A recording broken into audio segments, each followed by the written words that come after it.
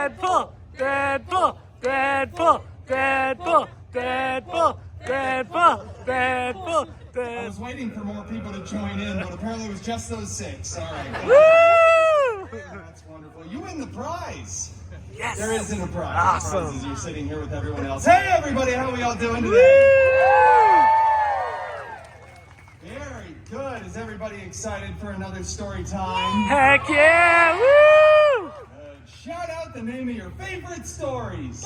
Beauty and the Beast. Deadpool, The Proposal, Green Lantern. All right. Woo! So we're just going to go down Ryan Reynolds' IMDb today.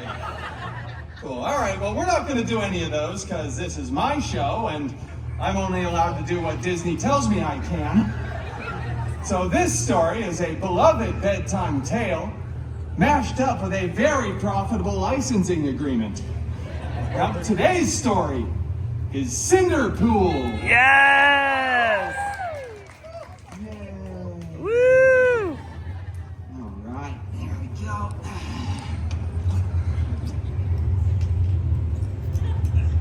That's not real. All right, moving on. Once upon a time, it just doesn't feel right when I do it by myself. We should all say those magical words together. Ready? Oh, that was painful. That was not good at all. I'm just gonna do it myself. Once upon a time, Cinderpool lived in a big mansion with his step professor and step mutants. The biggest of those step mutants, Colossus, was always making up silly rules for the mansion, like make sure you close the windows while the air conditioner is on, and for the love of Feige, would you stop Donald ducking around the house? Put on some pants, what is wrong with you? Have you Anyway, the other main step mutant, Negasonic Teenage Warhead, she was always texting and rolling her eyes. She was so Gen Z. Both of these step mutants were very jealous of Cinderpool because Cinderpool had a much, much larger fan base than they did. Yeah, nobody came to Colossus's story time. One day, a non-union extra went running in front of the mansion screaming King Thanos was going to have the biggest battle of Phase 3. And as we all know, that was the last important phase. Yeah. Cinderpool desperately wanted to go to the battle, but Colossus said, "No. It is too dangerous, and you are not a good part of the team." Then he ripped apart Cinderpool's favorite costume, and Negasonic blasted it with her mind powers. It was so cool. So Gen Z. So on fleek, no cap, Sigma.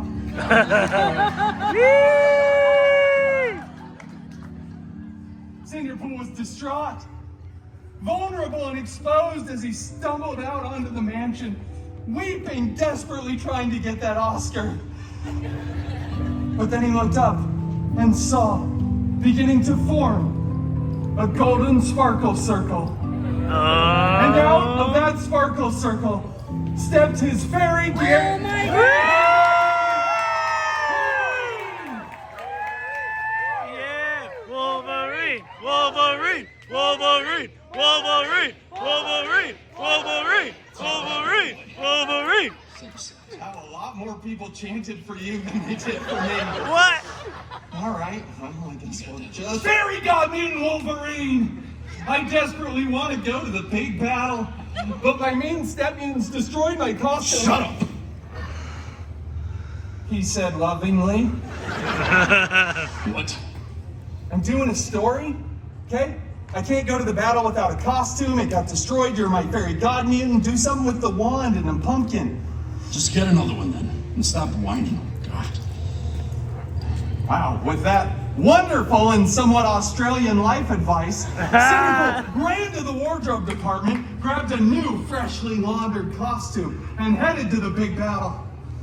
He was late, because he stopped for some chimichangas at 7-Eleven along the way. And Heck yeah. yeah, chimichangas aren't sold at 7-Eleven anymore, so he had to go to 3 other gas stations. Anyway, when he got there, the Avengers were winning. Captain America looked so good in those pants. He looked around for his fairy godmutant Wolverine, who was... I'm going to Pim's. No. Wolverine, everybody. Woo! That's it. All right. Well, anyway, Cinderpool surveyed the battlefield, and as the aliens were running away, he noticed on the stairs of their spaceship a single glove. Cinderpool went over, picked that glove up, waved at the nice camera. It was beautiful. Gold encrusted with colorful jewels. I think there were 6 of them, not that that matters. Cinderpool said, I wonder who this fits, and put it on. Why is that funny? Well, after some buzzing, whirring, and clicking, it was a perfect fit. All the Avengers then look over and start yelling at Cinderpool. You can't hear anybody over Tony Stark, who's just, no! Take that thing off! I want a sacrificial moment! I can't be Tony Stark anymore! If I come back, I'll be doomed!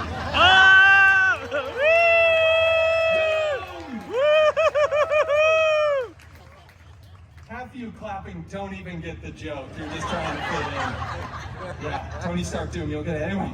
And then everybody together, all the Avengers yell, no, Cinderpool, do not snap! So of course, Cinderpool snapped.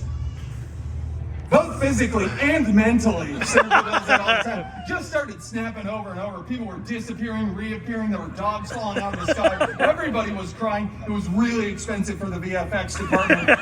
But eventually, Cinderpool stopped. Everybody was back. Except, of course, the people that talk and text during the movies. You guys were there. Those guys. You understand. Cinderpool was the hero who saved the universe. Woo! Yeah! Woo!